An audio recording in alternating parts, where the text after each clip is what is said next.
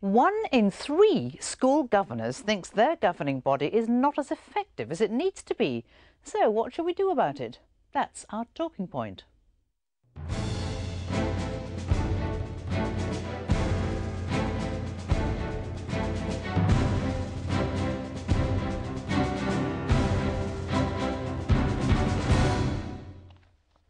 Hello and welcome to Talking Point. School governors choose the head, agree the budget and approve permanent exclusions. They're supposed to establish and supervise policies on health and safety and criminal record checks. And they're supposed to represent the local community. Is this asking too much of a group of volunteers? Is it time to rethink how our schools are governed? Charlotte Hume has been following one governing body in action. Tea, coffee and biscuits, a necessary part of the ritual of a school governors' meeting. Tonight at this school, it's the meeting of the governing body, and it's possibly one of the most crucial meetings of the year for any school because they're deciding on the school's annual budget and voting on it. The men and women here who give their time are well aware of the responsibility they have towards the school and the community to get the decision on the budget, which is crucial, just right. For the governors of the London Nautical School, this meeting is even more significant because it's a chance for them all to look at their new sports and sixth form centre, still under construction. There'll be a major basketball court in here as well.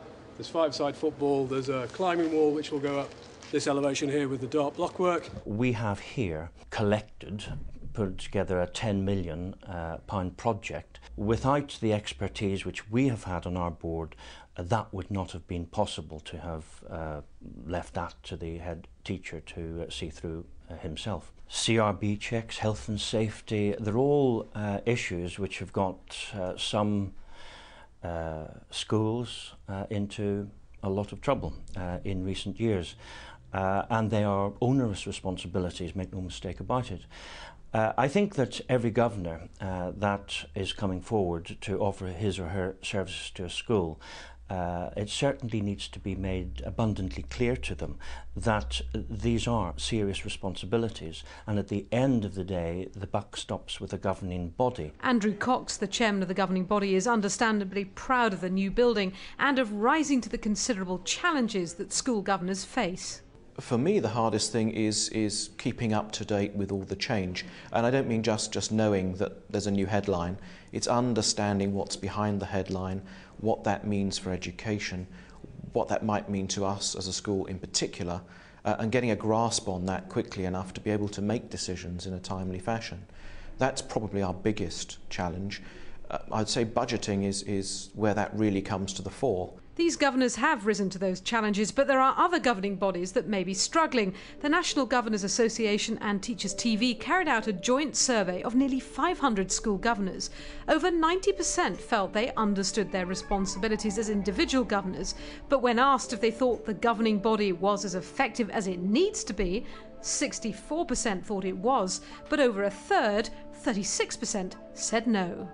The survey also highlighted that the overwhelming majority believe the head holds the real power in a school, closely followed by the governing body.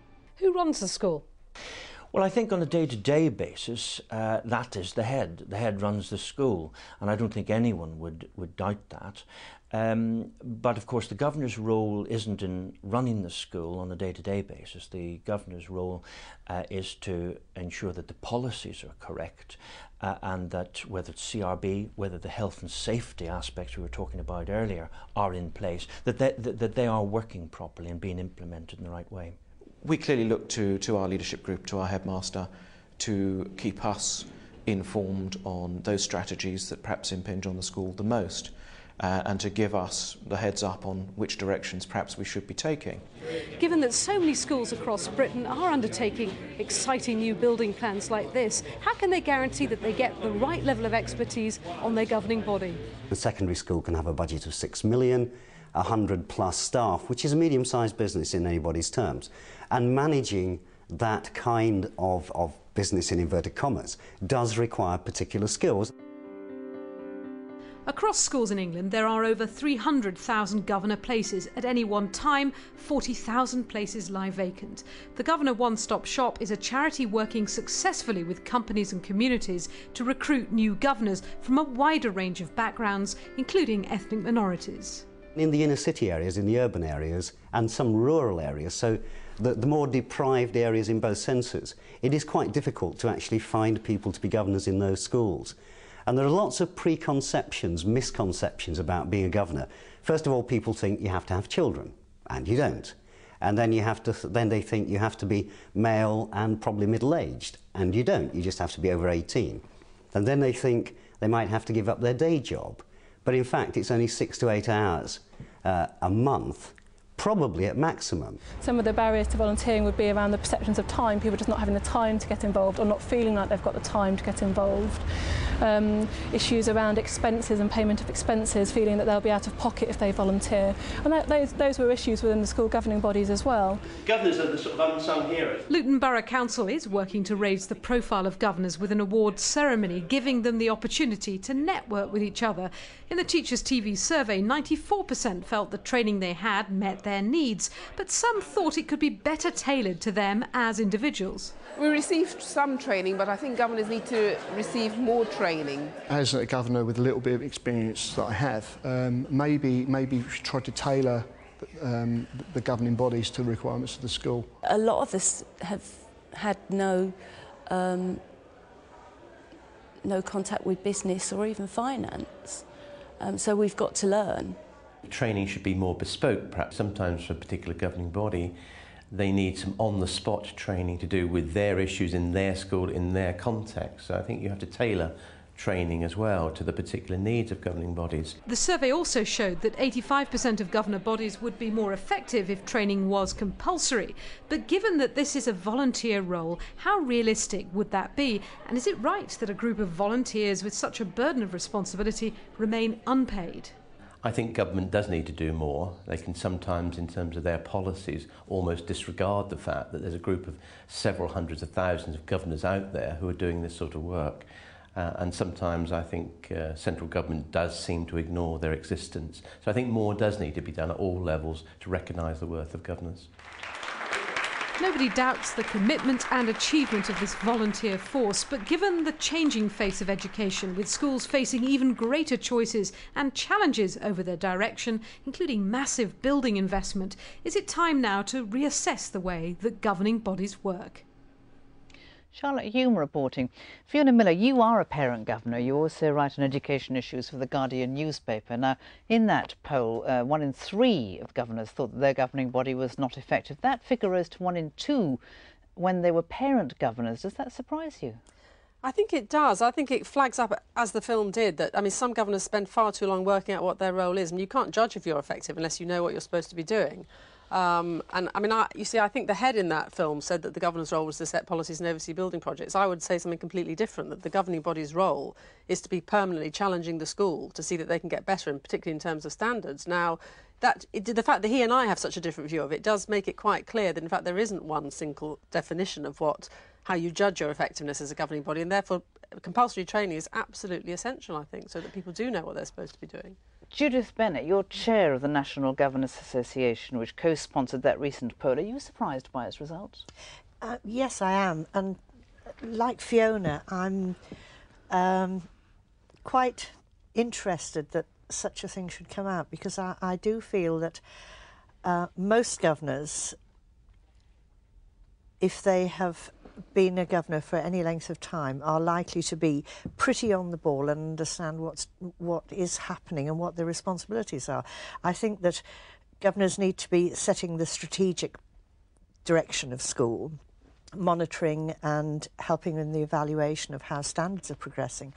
And I very much doubt if there are so very many that are failing in this. I mean, I've looked at Ofsted reports for the most recent annual report, 2004-2005, and governance comes out very well in that. Much higher percentage in effectiveness than this poll indicates. Well, of course, there's a difference between being as effective as one could be and failing. I don't think we asked if any of them were failing. Ray Barker, I think you're a governor. I am, yes. I'm governor of a primary school. What are the handicaps to effectiveness? Is it workload or ability or what? From a personal point of view, it's the sheer amount of paper that comes plopping onto your well, not even desk, because you don't have a desk. When I was chair of governors of the same school about 4 or 5 years ago, and there was a stage where I had so much paper I used to keep it in the boot of my car because I didn't have room for it at home. And I mean, my background is in education, so I know what the acronyms mean, I know what the policies are. But if you are coming from the community and you don't have that kind of background, just getting that sheer amount of stuff in a language which is often just complex, with acronyms every 2 or 3 words, I don't think you stand a chance most of the time. Blimey. Well, let's hear from another perspective. Rachel McFarlane, you are a head teacher. From your perspective, what aren't governors doing to maximise a school's profile? Well, I'd agree with Judith. I think many governing bodies are very effective in leading and managing the school, and clearly the leadership and management of the school lies within their hands as much as it does mine as the head teacher. 50-50? I think it was interesting to see from that report that the perception was that the bulk of accountability lay with the head, seconded up by the governing body, and I think probably that's because in reality and practically lots of responsibility gets delegated to the head teacher, but as a head I still report back on those roles and rights and responsibilities that I've been delegated to the governing body, and I think that's absolutely right and fair, and being a head can be a very lonely job. I very much welcome having a governing body to whom I'm accountable and who I work with very much in partnership on the strategic direction of the school. Fiona, Ray said that he was overloaded with paperwork, but many governors complain that heads don't consult them and don't tell them what's happening. Paperwork doesn't come from the head, it usually comes from the government. I mean, it's interesting, isn't it? The whole debate now is about local authorities interfering in schools. In fact, in my experience, the local authority are pretty hands-off. It's the government's endless initiatives and circulars that come landing on, and they're the ones that are very complicated, because as one of the people in the film said, you're constantly trying to keep up with these new initiatives. Barely got through one and then another one comes along, and I think that is a problem. I think the government needs to think about relieving some of that responsibility from governing bodies. Ray Barber, Fiona mentioned training earlier. You were talking about the massive paper that you're loaded with. That does suggest that some kind of skills quota might be established in recruiting new governors?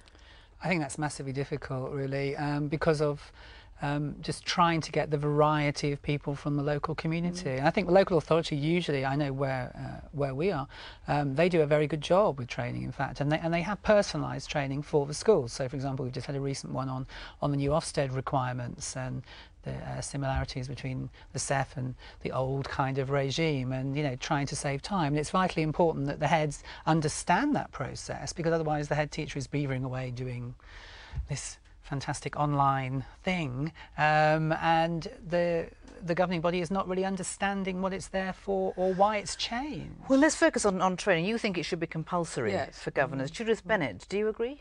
Absolutely, yes. We've tried for a large number of years to explain to ministers that we feel it is, at the very least, it should be mandatory for induction training to be completed by every governor.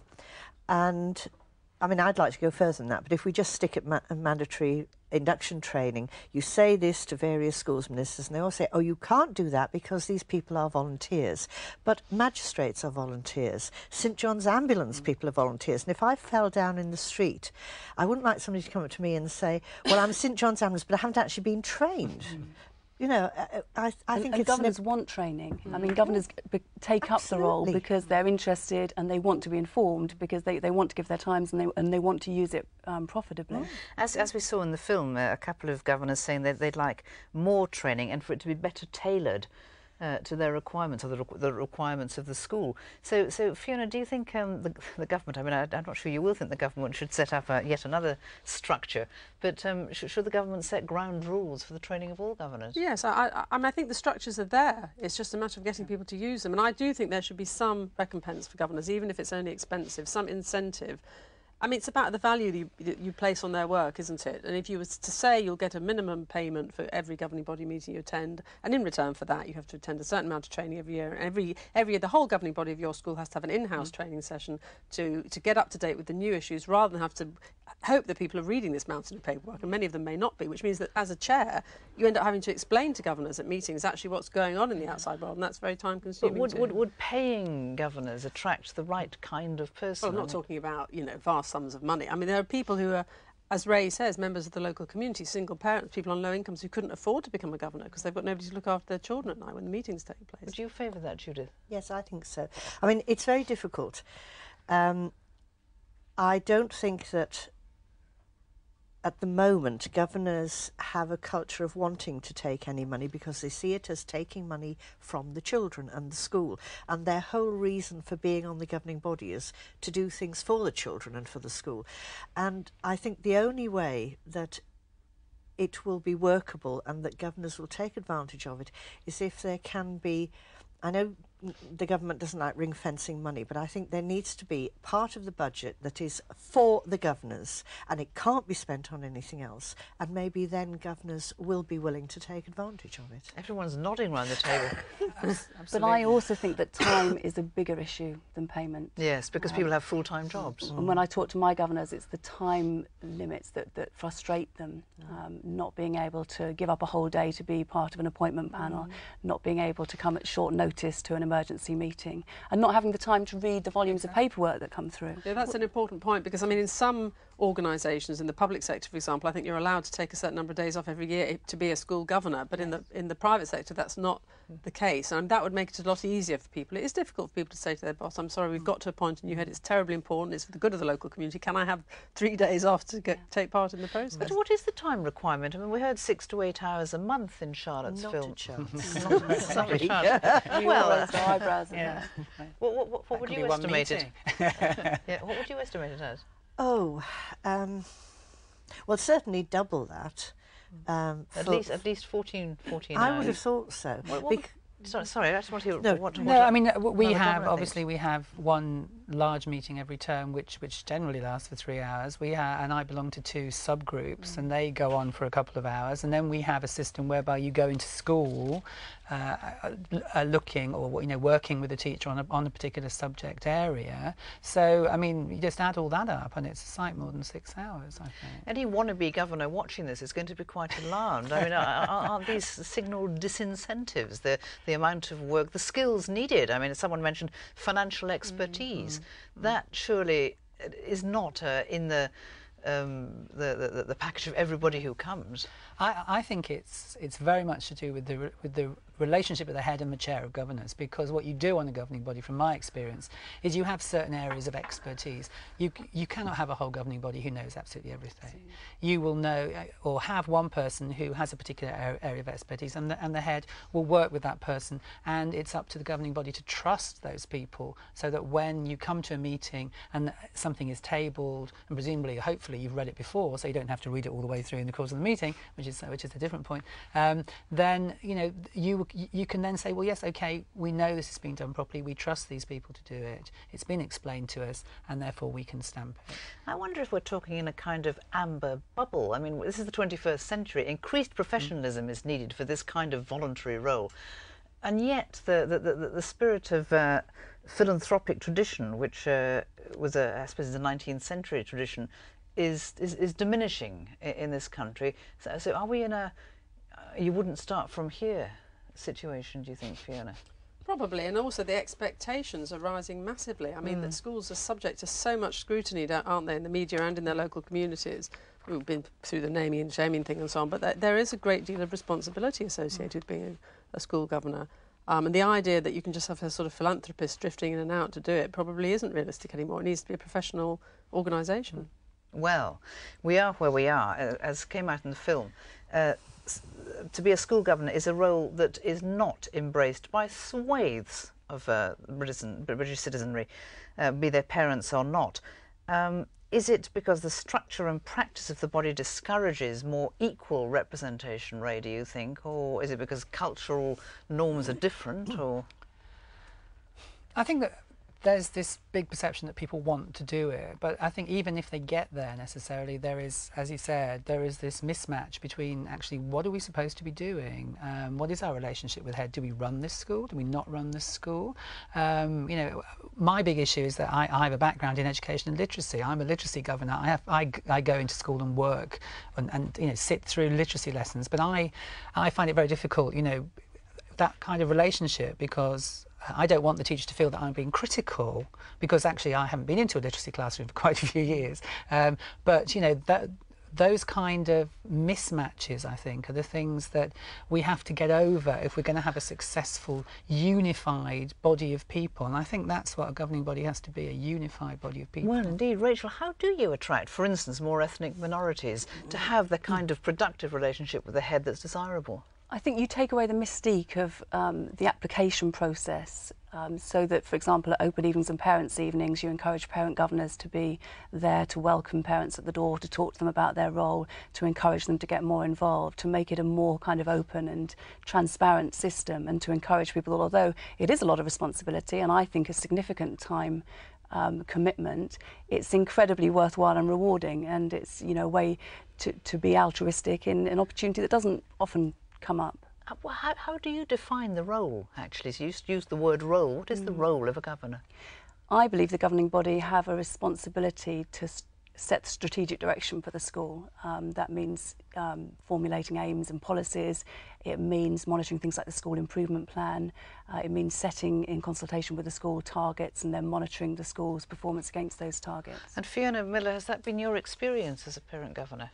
Well, I've had a very varied experience, because I became a parent governor of a school that was failing, and the head parted company with the school. In fact, we parted company with 3 heads in the subsequent period. It was when we had a very unlucky period, and the school went quite downhill and ended up at the bottom of the league tables, which is a very depressing place to be.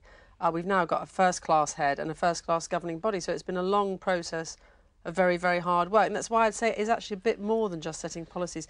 The trouble for governors is if you start thinking things are going wrong, what do you do about it? How do you get the information you need? How do you challenge the head? I mean, heads are very powerful. I don't dispute that that's the right thing.